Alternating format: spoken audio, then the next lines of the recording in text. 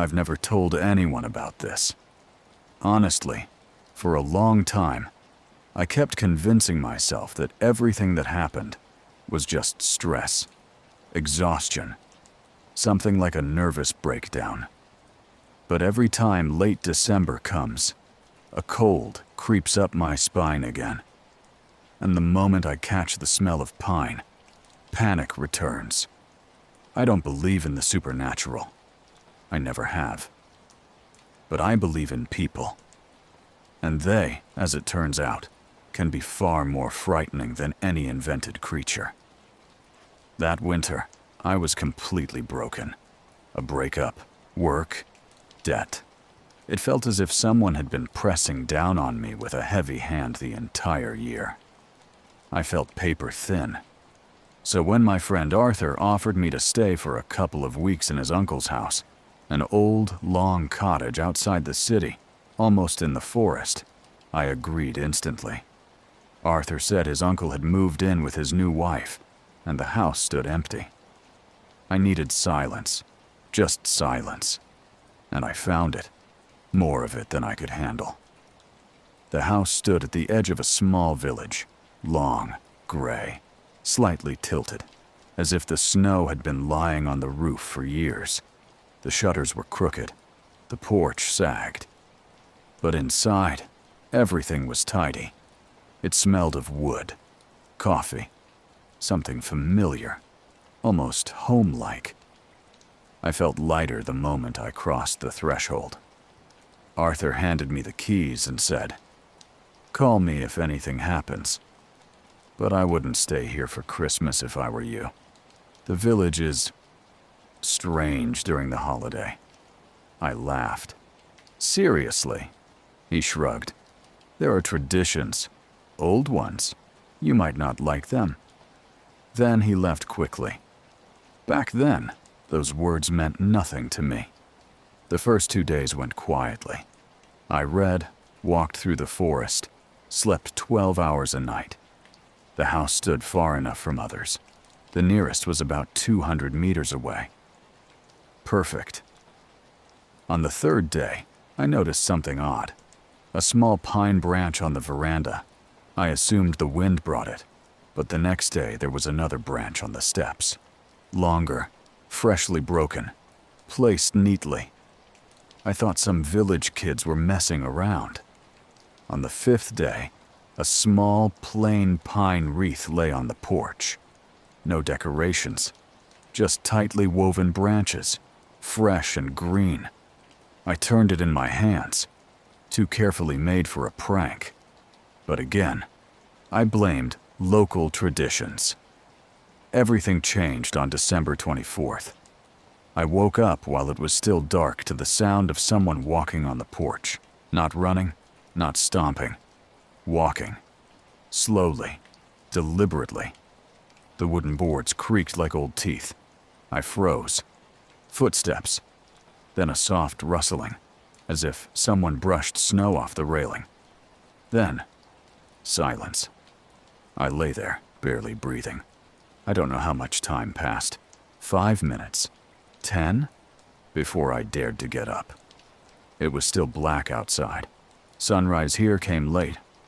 I stepped onto the veranda, and in the pale light of the small lamp hanging above the door, I saw 3 pine branches neatly placed by the threshold, identical in length, laid out in perfect parallel lines. A chill crawled over me. I cursed under my breath, grabbed the branches, and threw them into a snowbank. I felt ridiculous, but the sense of being watched was unmistakable. By noon, I noticed the villagers looking at me strangely. Not that I saw them often, but I did have to go to the local store. The woman behind the counter fell silent when she saw me. A man by the door stared at me without blinking, and every single one of them glanced at my hand. Only then did I notice the small pine needle stuck to my sleeve. Just one. And for some reason, that frightened me more than all the branches combined. I tried talking to the cashier, but she only whispered, "Don't go outside tonight, and don't turn off the lights." Then she turned away. My chest tightened with unease. By evening, the footsteps returned, but now they were behind the house. I couldn't see anyone through the windows, only hear them moving, circling the house, pausing now and then, as if listening. I grabbed a kitchen knife. Not that it would help much, but the weight of it steadied me. I sat in the living room, listening. Then something tapped on the glass. Quiet. Once, like someone gently knocking a knuckle on the veranda window. I stood up, took 2 steps toward the door, and heard long, slow scratching along the glass, as if someone was dragging their nails across it. Soft, almost affectionate. My blood turned to metal. "I'm calling the police," I said into the air, though I hadn't even picked up my phone. The scratching stopped, and silence returned, the kind that feels alive. Around midnight, something slid into the mailbox slot in the front door. Silently, delicately. I knew I had to check. I couldn't sit there wondering. Inside was a piece of old yellow notebook paper. On it, in shaky handwriting, "Don't go outside until morning. There's still time." Nothing else. No signature. No explanation. My fear sharpened instantly. At 2 in the morning, the footsteps came again. But this time, there were several people. They walked around the house slowly, heavily. Sometimes I heard snow crunching, sometimes a hoarse breath, almost like a sigh. Occasionally, they stopped right by the window. I could feel them standing there. Close. Too close. I sat on the floor, pressed against the wall, waiting for dawn. The sounds never stopped. They circled the house again and again. One of them would knock. 5 times. Always 5. Another whistled quietly, tunelessly. Sometimes there was a metallic scraping against the wall. A shadow appeared under the door, long, undeniably human. It didn't move for almost 40 minutes. I counted. Then, at exactly 4 in the morning, everything stopped. Instantly. As if someone gave a signal. The silence that followed felt wrong. Dead. Heavy. I must have fallen asleep on the floor with the knife in my hand. I woke to daylight. When I stepped outside, I froze. The house was surrounded, completely, by pine branches. Hundreds. Laid in a perfect, dense circle in the snow. They didn't blow there. They didn't fall there. Someone had placed them one by one. Carefully. Deliberately. My breath caught in my throat. On the door, carved with a knife. "You don't belong here." I packed in 5 minutes. Didn't even lock the door. Just drove. Drove until my hand stopped shaking. Later, Arthur said I must have stumbled into some of the old Christmas rituals they do only for their own. That it was all just village weirdness. But I know it wasn't just weirdness, because when I got home, I found a pine branch in my coat pocket. Fresh. Green. Placed carefully, as if someone had slipped it there after I'd left. Every December since, I wait. I listen. For the soft knock. For the slow steps circling my home. For that thick, suffocating silence. So far, they haven't come. But I feel it. I feel that one day they will. Christmas is a time of tradition, after all. Especially old traditions. Especially the ones that don't let go of those who once stumbled into them. I didn't expect the nightmares to return that year. I kept telling myself that what happened in that village was just a strange, ugly memory. Nothing more. But as December crept closer again, something inside me began to twist, as if some inner compass kept pointing back to that abandoned cottage in the snow. It wasn't just fear. It was a feeling I couldn't stand to admit. Anticipation. Like waiting for a wound to reopen. I thought I was prepared. I kept the lights on at night. Checked the windows twice. Stopped going for evening walks.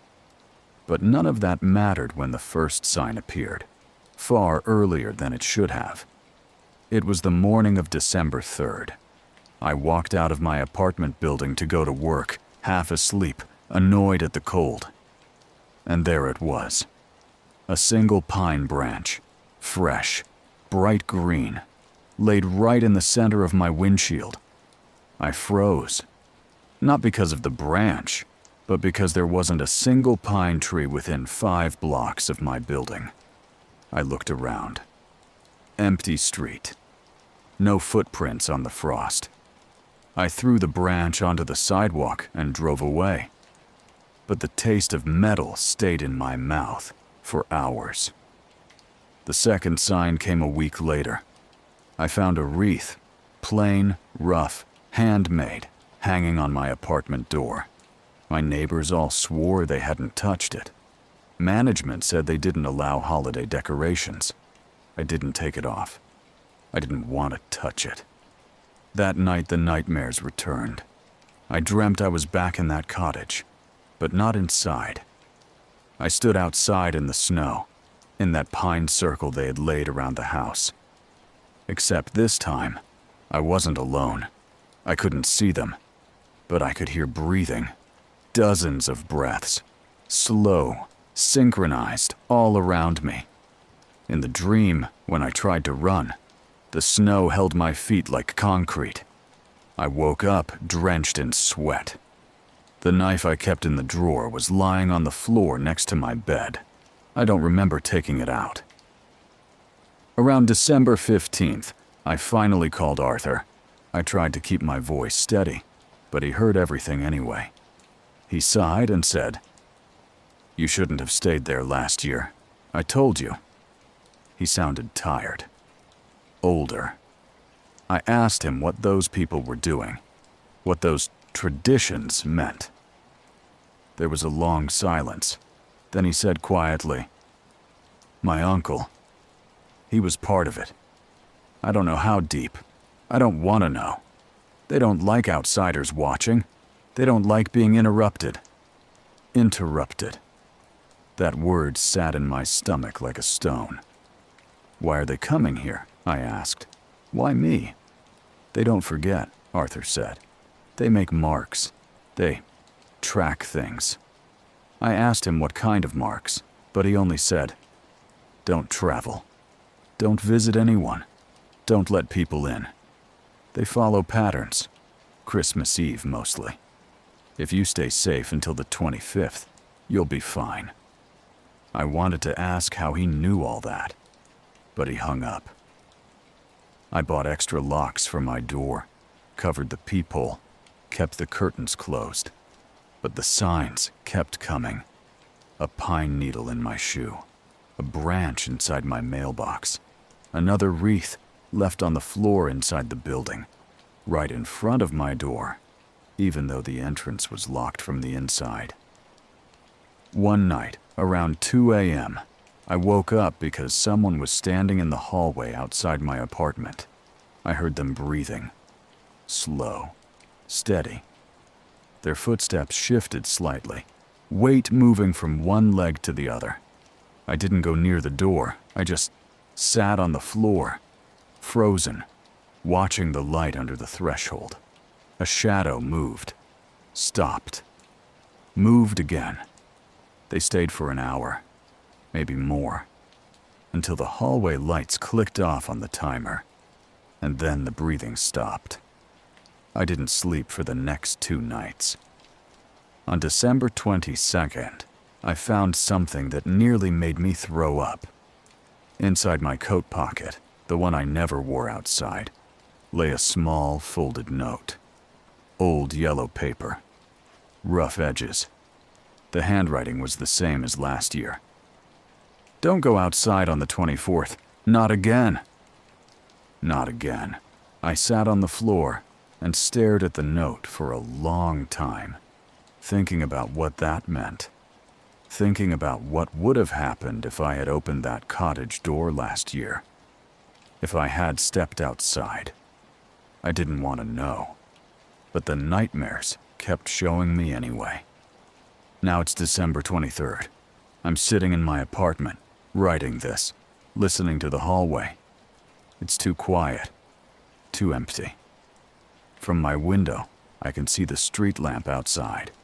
Under it lies something small, green, fresh, a pine branch. They've come early this year. Arthur isn't answering my calls. The neighbors have gone home for the holidays. Nobody knows I'm here. And I'm starting to understand something I didn't want to admit. Last year wasn't an accident. It wasn't a warning. It was a claim. They marked me. And tomorrow, Christmas Eve, they'll come to collect whatever they think I owe. I don't know what I'll do when they arrive. I don't know if there's anything I can do. All I know is that the cold outside feels exactly like the cold from that night. Sharp, heavy, watching me. And somewhere in the hallway just now, I thought I heard a breath.